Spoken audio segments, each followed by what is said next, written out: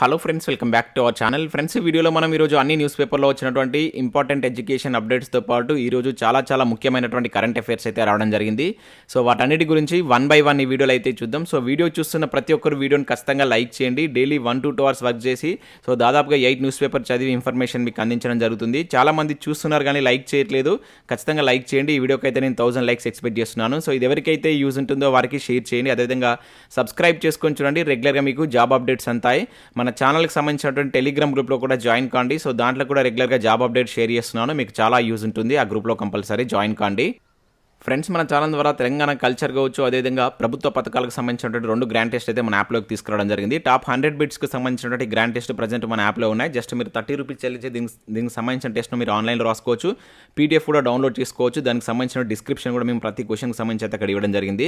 ఇంకా అదే కాకుండా group 4 and group 2 and arithmetic సంబంధించినటువంటి ఫుల్ వీడియో కోర్సెస్ కూడా ఉన్నాయి. ఇంకా కరెంట్ అఫైర్స్ సంబంధించిన పీడిఎఫ్ కూడా పర్ మంత్కు 20 రూపీస్ చొప్పున మీరు చెల్లించి తీసుకోవచ్చు. ఇంకా 6 months సంబంధించి జస్ట్ 100 రూపీస్కి మీకు 6 months కరెంట్ అఫైర్స్ కూడా మన యాప్లో అయితే అందుబాటులో ఉన్నాయి.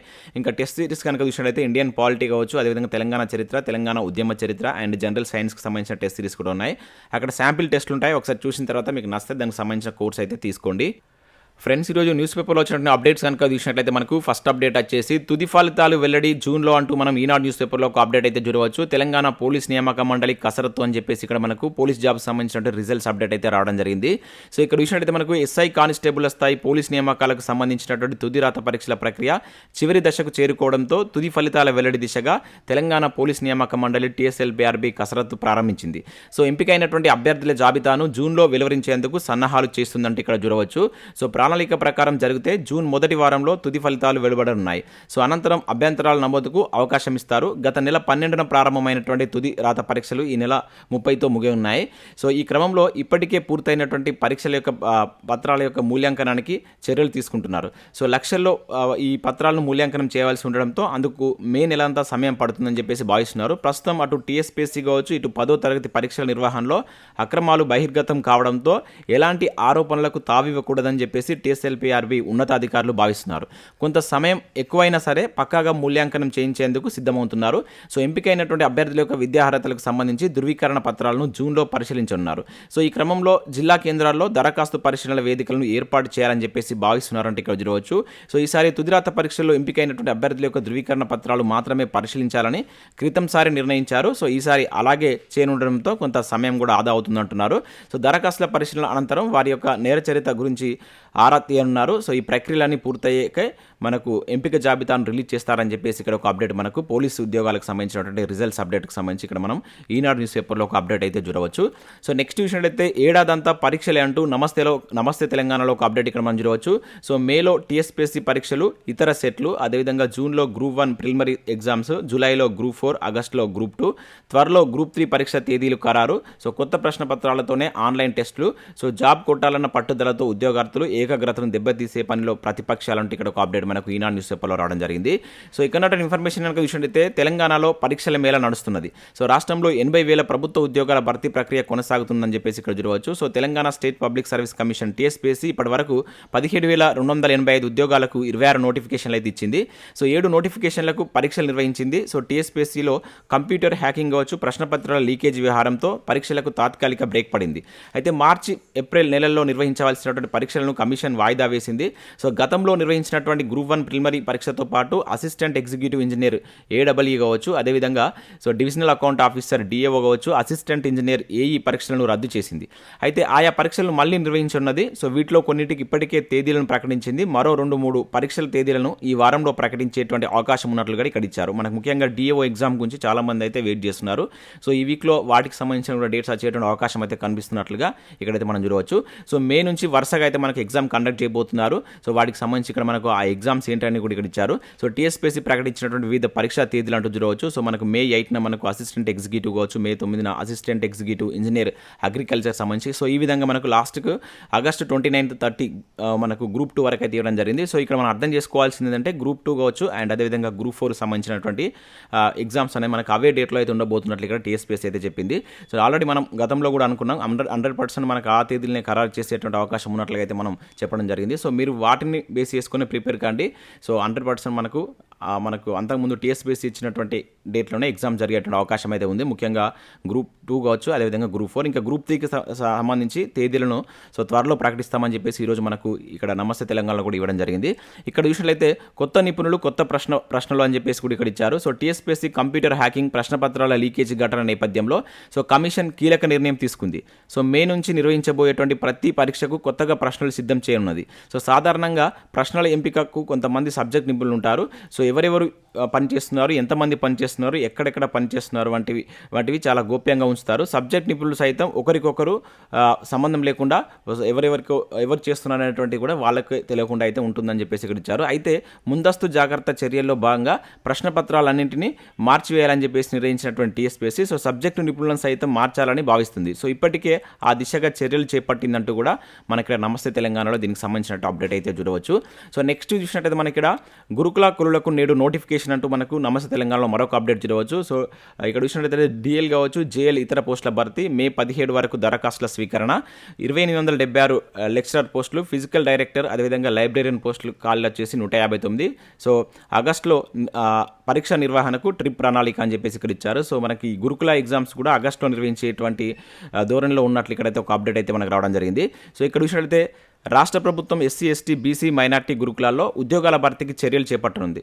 ఇప్పటికే తొలి దఫాగా మనకు 9200 పోస్టులు నియమిస్తామని చెప్పేసి ప్రకటించింది. అందులో భాగంగా డిగ్రీ లెక్చరర్స్ మనకు డిఎల్ కావచ్చు, అదేవిధంగా junior lecturers JL, physical director అదేవిధంగా లైబ్రేరియన్ పోస్టుల పూర్తిస్థాయి నోటిఫికేషన్ సోమవారం Telangana residential education of institution recruitment board మనకు ట్రిప్ అయితే విడుదల చేయనున్నట్లు ఇక్కడ ఇచ్చారు. జోనల్, మల్టీ జోనల్ వారీగా ఉన్నటువంటి పోస్టుల వివరాలతో పాటు నిర్దేశిత విద్యార్హతల వివరాలు, ఎగ్జామ్స్ తదితర అంశాలను ప్రకటించున్నట్లయితే ఇక్కడ ఇవ్వడం జరిగింది. వాటికి సంబంధించినటువంటి ఇక్కడ పోస్టుల వివరాలు కూడా ఇచ్చారు. మనకు గురుకులాల వారీగా పోస్టుల వివరాలు అంటే ఇక్కడ చూడవచ్చు. మనకు డిఎల్ అదేవిధంగా పీడీ లైబ్రేరీకి సంబంధించిన పోస్టులు ఏ విధంగా ఉన్నాయని ఇచ్చారు. అదేవిధంగా సబ్జెక్ట్ వారీగా ఉన్నటువంటి వేకెన్సీస్ కూడా ఇక్కడ మనం చూడవచ్చు. ముఖ్యంగా ఇక్కడ ఏంటంటే ఆగస్టులో ఈ పరీక్ష నిర్వహించేటువంటి అవకాశం ఉన్నట్లు కూడా ఇక్కడ ఇచ్చారు. ఇవి గురుకులకు సంబంధించి ఆగస్టులో ఎగ్జామ్స్ కండక్ట్ చేయనున్నట్లు ట్రిప్ ప్రయత్నం చేస్తున్నట్లుగా కూడా ఇక్కడ ఒక అప్డేట్ అయితే రావడం జరిగింది.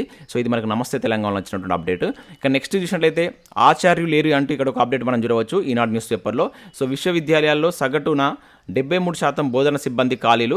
చివరిసారిగా 2013లో నియామకాలు, అదేవిధంగా పోస్టుల భర్తీలో తీవ్ర జాప్యం. త్వరలో పరిశీలనలకు రానున్నటువంటి న్యాక్ బృందాలు. వర్సిటీల అధికారుల్లో వణుకు అని చెప్పేసి ఇక్కడ ఇచ్చారు. మనకు ముఖ్యంగా యూనివర్సిటీస్లో చాలా వరకు ఖాళీలు ఉన్నట్లు ఇక్కడైతే ఒక అప్డేట్ అయితే రావడం జరిగింది. దాదాపుగా సగటున 73% బోధనా సిబ్బంది ఖాళీగా ఉన్నట్లయితే మనకి ఇక్కడ నమస్తే తెలంగాణ ఈనాడు న్యూస్ పేపర్లో ఒక అప్డేట్ అయితే మనకు వాటికి సంబంధించి అయితే ఇక్కడ చూడవచ్చు. నెక్స్ట్ ఇక్కడ మనం పేపర్ లీక్కి సంబంధించిన అప్డేట్ కనుక చూసినట్లయితే ఆడి కారు అమ్మి ప్రశ్నపత్రం కొనుగోలు అంటే ఇక్కడ చూడవచ్చు. ఎల్బీ నగర్లో డిఏఓ ప్రశ్నపత్రం తీసుకున్నటువంటి సుష్మిత దంపతులు ముగిసినటువంటి 3 రోజుల కస్టడీ అండ్ ప్రశ్నపత్రం ఎవరికి పంపించలేదు, సిట్ అధికారుల ప్రాథమిక నిర్ధారణ అంటే ఇక్కడ ఒక అప్డేట్ అయితే రావడం జరిగింది. మనకు డివిజనల్ అకౌంట్ ఆఫీసర్ డిఏఓ ప్రశ్నపత్రాన్ని కొనుగోలు చేసినటువంటి కేసులో అరెస్ట్ అయినటువంటి ఖమ్మం చెందినటువంటి సాయి లౌకిక్ కావచ్చు, సుష్మిత దంపతులకు 3 రోజుల ఈ కస్టడీ ఆదివారంతో ముగిసినట్లు ఇక్కడ చూడవచ్చు. తమ ఆడి కారు అమ్మి అడ్వాన్స్డ్గా వచ్చినటువంటి 6 లక్షలను ప్రవీణ్కు పంపించామని చెప్పారంట. అదేవిధంగా 4 లక్షల పరీక్ష అనంతరం ఇచ్చేలా ఒప్పందం చేసుకున్నట్లు సిట్ విచారణలో సుష్మిత దంపతులు వెల్లడించారంటే ఇక్కడ ఒక అప్డేట్ చూడవచ్చు. దాంతోపాటుగా ఇక్కడ చూసినట్లయితే నేను కష్టపడి చదివా అంటే ఇక్కడ చూడవచ్చు. సిట్కు న్యూజిలాండ్ నుంచి నిందితుడు ప్రశాంత్ ఈమెయిల్ అని చెప్పేసి ఇక్కడ ఒక అప్డేట్ కూడా రావడం జరిగింది. ప్రధాన నిందితుల్లో ఒకడైనటువంటి రాజశేఖర్ రెడ్డి న్యూజిలాండ్లో ఉంటున్నటువంటి తన బావ ప్రశాంత్ రెడ్డికి గ్రూప్ 1 ప్రశ్నపత్రాన్ని పంపించాడు. అయితే న్యూజిలాండ్లో పరీక్షకు సిద్ధమై హైదరాబాద్కు వచ్చి ప్రశాంత్ గ్రూప్ 1 పరీక్ష రాసి వెళ్లారు. పేపర్ లీకేజ్ కేసులో 100కు పైగా మార్కులు వచ్చినటువంటి వారిని ఆరా తీస్తున్న క్రమంలో ప్రశాంత్ విషయం వెలుగులోకి వచ్చింది. విచారణలో తన బావకు ప్రశ్నపత్రం పంపించారని చెప్పేసి రాజశేఖర్ రెడ్డి వెల్లడించారు. ఈ మేరకు న్యూజిలాండ్లో ఉన్నటువంటి ప్రశాంత్కు వాట్సాప్ ఈమెయిల్ ద్వారా సిట్ నోటీసులు పంపింది. ఈ నేపథ్యంలో ప్రశాంత్ రెడ్డి సిట్కు ఈమెయిల్ పంపించారు. తాను కష్టపడి చదివానని ఎవరి వద్ద నుంచి ప్రశ్నపత్రం తీసుకోలేదని, మార్కులు ఎక్కువగా రావడంతో అపోహపడుతున్నారని చెప్పేసి ఈమెయిల్లో పేర్కొన్నారు.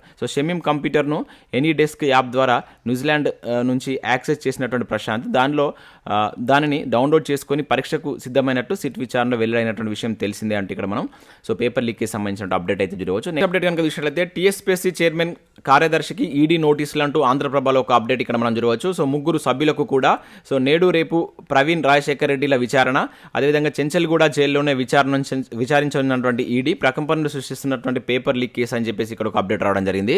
సో ప్రశ్నపత్రాల లీకేజ్ కేసులో తవ్వే కొద్ది కొత్త విషయాలు బయటకు వస్తున్నాయి. పేపర్ లీకేజ్ పై ఇప్పటికే కేసు నమోదు చేసినటువంటి ఈడీ TSPSC చైర్మన్, అదేవిధంగా విశ్రాంతి IAS అధికారి జనార్దన్ రెడ్డి, అనితా రామచంద్రతో పాటు సహా మరికొంతమంది కమిషన్ సభ్యులను విచారించేటువంటి అవకాశం ఉన్నట్లు అత్యంత విశ్వసనీయ వర్గాలు చెప్తున్నట్లు ఇక్కడ ఒక అప్డేట్ రావడం జరిగింది. సో పేపర్ లీకేజ్లో మనీ లాండరింగ్ జరిగి ఉండవచ్చు అని చెప్పేసి అనుమానిస్తున్నటువంటి ఈడీ ఈ వ్యవహారంపై కేసు నమోదు చేసినట్లు ప్రచారం జరుగుతుందని చెప్పేసి ఇక్కడ ఒక అప్డేట్ మనం పేపర్ లీకేజ్ సంబంధించి అయితే చూడవచ్చు. సో దానికి సంబంధించి ఇక్కడ మనం కంటిన్యూషన్ న్యూస్ కూడా ఇచ్చారు. ఇక నెక్స్ట్ పరీక్షకు 3 రోజుల ముందు DAO ప్రశ్నపత్రం లీక్ అంటూ చూడవచ్చు. లౌకిక్ సుష్మితాలకు మాస్టర్ పేపర్ ఇచ్చినటువంటి ప్రవీణ్ సో సిట్ విచారణలో దంపతులు వెల్లడి, సో జైలుకు తరలింపు అని చెప్పేసి చూడవచ్చు. సేమ్ అప్డేట్ ఇక్కడ మనకు ఆంధ్రజ్యోతిలో కూడా దీనికి సంబంధించిన అప్డేట్ అయితే చూడవచ్చు. ఇక నెక్స్ట్ చూసినట్లయితే మనకి ఇక్కడ గురుకుల కొలువులు గెలుచుకోండి ఇలా అంటూ మనకి ఈరోజు ఈనాడు న్యూస్ పేపర్లో గురుకుల ఉద్యోగాలకు సంబంధించి ఒక మంచి అప్డేట్ అయితే రావడం జరిగింది. సో ఎవరైతే గురుకుల ఉద్యోగాలకు ప్రిపేర్ అవుతున్నటువంటి వ్యక్తులు దీన్ని ఒకసారి చదివేటువంటి ప్రయత్నం చేయండి. సో దీనిలో ఉన్నటువంటి పోస్టులు ఏంటి, అదేవిధంగా ఇంగ్లీష్పై ఏ విధంగా పట్టు సాధించాలి, ఇంకా అదే కాకుండా జనరల్ స్టడీస్ మార్కులే కీలకం అంటే ఇక్కడ చూడవచ్చు. సో వాటికి సంబంధించినటువంటి కంప్లీట్ డీటెయిల్స్ తోటి ఒక ఆర్టికల్ అయితే మనకి ఈనాడు న్యూస్ పేపర్లో వచ్చింది, ఒకసారి డౌన్లోడ్ చేసుకొని చూడండి. అదేవిధంగా ఈనాడు ప్రతిభలో కనుక చూసినట్లయితే మనకు జనరల్ స్టడీస్కి సంబంధించి పర్యావరణ అంశాలపైన ఒక మంచి ఆర్టికల్ వచ్చింది. దాంతోపాటుగా పాలిటిక్స్ సంబంధించినటువంటి వాటిపైన ఒక బిడ్ బ్యాంక్ కూడా మనం ఆంధ్రప్రభలో చూడవచ్చు. అదేవిధంగా ఆంధ్రజ్యోతి దిక్సూచిలో కనుక చూసినట్లయితే తెలంగాణ రాష్ట్ర సమితి ఆవిర్భావం దిశ అని చెప్పేసి ఇక్కడ మనకు సో ఇక్కడ మనకి ఏదైతే తెలంగాణ ఉద్యమానికి సంబంధించినటువంటి ఒక అప్డేట్ అయితే చూడవచ్చు, గ్రూప్స్కు ప్రిపేర్ అయ్యేటువంటి వారికి యూజ్ అయ్యే విధంగా. ఇక నెక్స్ట్ ఇక్కడ మనకు జాగ్రఫీకి సంబంధించి రైల్వే ఉత్పత్తి కేంద్రాలకు సంబంధించినటువంటి ఆర్టికల్ కూడా మనకు ఇదే ఆంధ్రజ్యోతిలో అయితే రావడం జరిగింది. ఒకసారి వీటిని డౌన్లోడ్ చేసుకొని చూసేటువంటి ప్రయత్నం అయితే చేయండి. నేను వీటిని టెలిగ్రామ్లో కూడా షేర్ చేస్తాను. సో మీరు టెలిగ్రామ్లో జాయిన్ అయినా కూడా అక్కడ నుంచి మీరు వీటిని డౌన్లోడ్ చేసుకొని చూడవచ్చు. సో ఇవి మనకు వివిధ న్యూస్ పేపర్లో వచ్చినటువంటి education updates. Next current affairs చూద్దాం. ఈ రోజు అయితే చాలా ఇంపార్టెంట్ కరెంట్ అఫైర్స్ అయితే రావడం జరిగింది.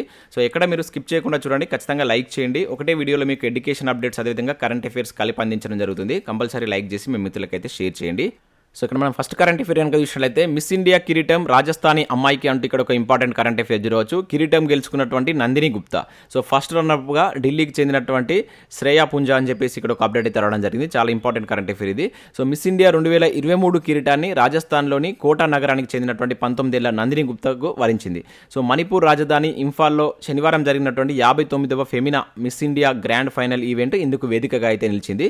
సో గత ఏడాది మిస్ ఇండియాగా నిలిచినటువంటి Sini Shetty so Miss India కిరీటాన్ని నందిని గుప్తాకి అయితే అలంకరించింది. సో దీంతో త్వరలో జరగబోయేటువంటి మిస్ వరల్డ్ పోటీల్లో ఇండియా తరపున ప్రాతినిధ్యం వహించేటువంటి అవకాశాన్ని నందిని అయితే దక్కించుకున్నట్లు ఇక్కడ తీయడం జరిగింది. సో దాంతోపాటు ఇక్కడ మనకు సో ఫస్ట్ రన్నర్అప్గా మనకు శ్రేయా పుంజా అనేటువంటి పర్సన్, ఢిల్లీకి సంబంధించిన పర్సన్ మనకు ఫస్ట్ రన్నర్అప్గా అయితే గెలవడం జరిగింది. సో ఇక్కడ ఈ కిరీటాన్ని గెలుచుకున్న పర్సన్ గుర్తుంచుకోండి, ఈమె ఏ రాష్ట్రానికి సంబంధించిన పర్సన్, రాజస్థాన్కి సంబంధించినటువంటి పర్సన్. సో నేమ్ కనుక చూసినట్లయితే మనకి సో నందిని గుప్తా చాలా ఇంపార్టెంట్, నేరుగా మనకి ఇటువంటి క్వశ్చన్స్ అడగడానికి ఛాన్స్ ఉంటుంది. ఇక నెక్స్ట్ చూసినట్లయితే నేటి నుంచి G20 సదస్సు అంటే ఇక్కడ మరొక కరెంట్ అఫైర్ చూడవచ్చు.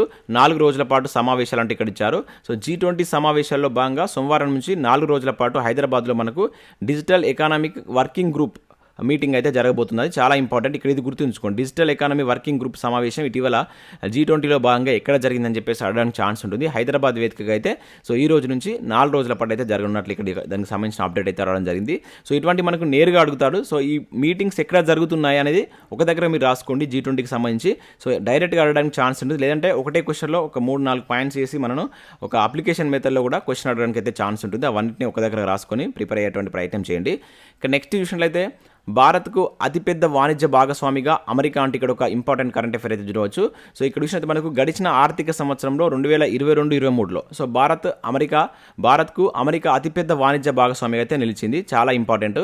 సో ఉభయ దేశాల మధ్య ఆర్థిక బంధం పెరగడం ఎందుకు కారణం. సో వాణిజ్య మంత్రిత్వ శాఖ విడుదల చేసినటువంటి గణాంకాలను కనుక ఇక్కడ చూసినట్లయితే సో ఇక్కడ మనకు అమెరికాతోటి ఈ ద్వైపాక్షిక వాణిజ్యం అనేటువంటిది 7.65 వృద్ధితో సో $12,855 కోట్ల చేరింది. సో అమెరికా ఎగుమతులు చూసినట్లయితే 2.81%, సో అది వచ్చేసి $7,831 కోట్ల చేరుకోగా దిగుమతులు 16% అదంట. సో దానిలో వాటి యొక్క విలువ కనుక చూసినట్లయితే $5,024 కోట్ల చేరుకున్నట్టు ఇచ్చారు. సో ఇదే సమయంలో మనకు సెకండ్ ప్లేస్లో కొంత చైనాకు సంబంధించి 1.5% క్షీణించినట్లు ఇక్కడ ఇచ్చారు. కాకపోతే ఇది సెకండ్ ప్లేస్లో ఉంది. అదేవిధంగా థర్డ్ ప్లేస్లో కనుక మనం చూసినట్లయితే సో ఇక్కడ మనకు మూడవ భాగస్వామిగా యూఏఈ, అదేవిధంగా తర్వాత మనకు సౌదీ అరేబియా, సింగపూర్ ఇట్లా వరుసగా అయితే ఉన్నాయి. సో వరుసగా గుర్తుంచుకోండి. సో భారత్ అతిపెద్ద వాణిజ్య భాగస్వామిగా ఈ క్రింది ఏ దేశాలు వరుస క్రమంలో ఉన్నాయని చెప్పేసి అడగడానికి ఛాన్స్ ఉంటుంది.